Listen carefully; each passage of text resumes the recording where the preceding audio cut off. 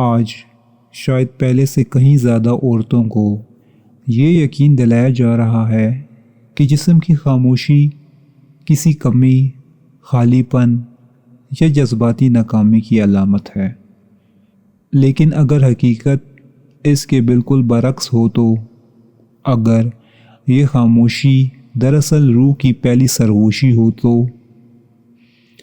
جب ایک عورت شعوری طور پر یا لاشعوری طور پر خواہش کے کھیلوں اور سطحی محبت کی قید سے خود کو دور کرتی ہے تو اس کے اندر کچھ گہرا بھرنے لگتا ہے۔ یہ عدم موجودگی نہیں بلکہ موجودگی ہے، یہ کمی نہیں بلکہ وسعت ہے۔ کارل جونگ کہتے ہیں کہ دبائی گئی توانائی کسی نہ کسی شکل میں خود کو ظاہر کرتی ہے، اور جب جسم فوری لذتوں سے بکھرنا چھوڑ دیتا ہے تو روح کو آخر کار بولنے کی جگہ ملتی ہے۔ کیا آپ نے کبھی غور کیا ہے کہ پرہیز یا تعلقات سے دوری کے ادوار کے بعد بہت سی عورتیں اچانک روحانی بیداری کی بات کیوں کرتی ہیں؟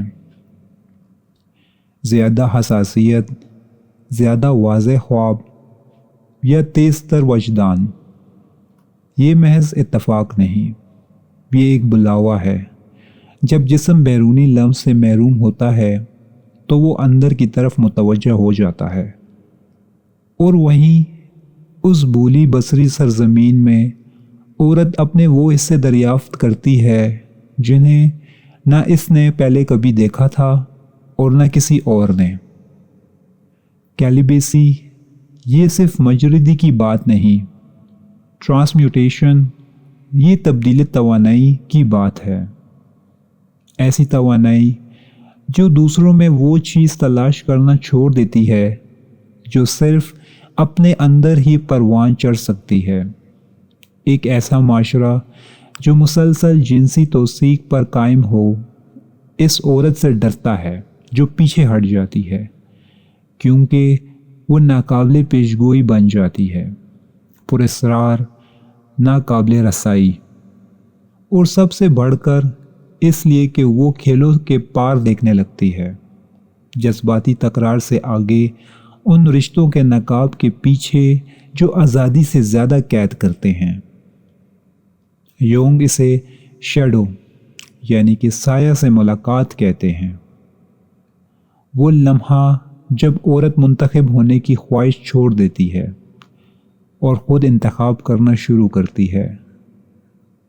محبت اس لیے نہیں کہ کوئی اسے چاہے، بلکہ اس شدت سے خود سے محبت کہ ہر سطحی چیز خود بخود تحلیل ہو جائے۔ ایک خاموشی ہوتی ہے جو خالی نہیں ہوتی، وہ ایک محبت ہوتی ہے، اور جب جسم ٹھہر جاتا ہے تو اس لیے کہ روح ایک ایسی روشنی جلانے والی ہوتی ہے جو اضطراب پیدا کرتی ہے۔